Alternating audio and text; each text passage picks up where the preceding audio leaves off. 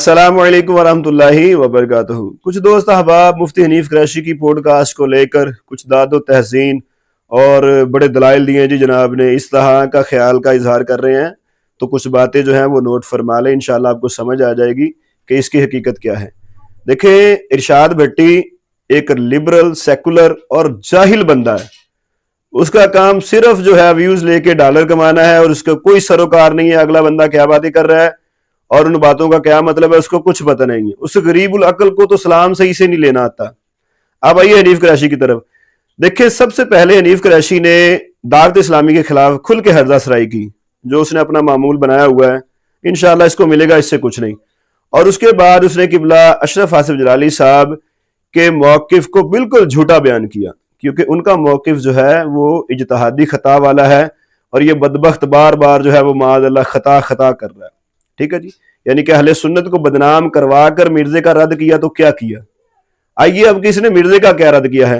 دیکھیں، یہ جو 250 حوالے یہ گنوا رہے ہیں نا، ان کلپوں کو کاٹ کر لوگوں کے سامنے مرزے کو ایکسپوز کرنے کا کام ہمارے احباب جو ہے وہ بر عرصے سے کر رہے ہیں۔ آپ کو میں نام مینشن کر دیتا ہوں، جنہوں نے کلپ کاٹ کر لوگوں کو یہ بتایا ہے کہ اس کی ایک سٹیٹمنٹ اور ہوتی ہے، دوسری اور ہوتی ہے۔ وہ ہمارے بڑے پیارے جو ہے وہ بھائی ہیں، زین العابدین بھائی، ان کی آئی ڈی میں مینشن کر لوں گا، آپ جا کے چیک کر سکتے ہیں کہ وہ بڑی دیر سے محنت کر رہے ہیں، پہلا کلپ دیکھتے ہیں، پھر اس کو کاٹتے ہیں، پھر اگلا دیکھتے ہیں، پھر لوگوں کے سامنے واضح کرتے ہیں کہ یہ تو بندہ ہے ہی دوگلا، پچھلے کلپ میں اس نے کچھ اور کیا ہوتا ہے، کہا ہوتا ہے، اور اگلے کلپ میں جو ہے وہ کچھ اور کہتا ہے، اور اپنے ہی فتوے کی زد میں آ جاتا ہے۔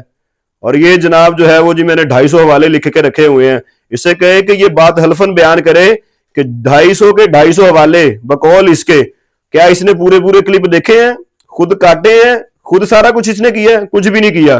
فیس بک سے ہمارے زین العابدین بھائی کی آئی ڈی سے اٹھائے ہوں گے، یا جو دوست احباب نے ان کی آئی ڈی سے شیئر کیے ادھر سے اٹھائے ہوں گے، اور بالفرض اگر اس نے دیکھے بھی ہیں، کاٹے بھی ہیں، اور بھئی اہل سنت کو کھل کے بدنام کر اگر کسی بد مذہب کی مذمت کرے گا بھی، تو کیا اس سے اہل سنت کو فائدہ ہوگا؟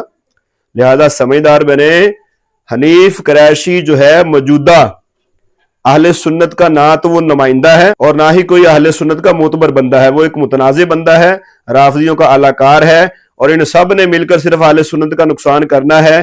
پوڈ کاسٹ میں کر لیں، محفل میں جا کے کر لیں، لہذا اتنی جلدی باتوں میں نہ آیا کریں، اہل سنت کے مفادات کو سامنے رکھ کر کوئی بھی سٹیٹمنٹ دیا کریں۔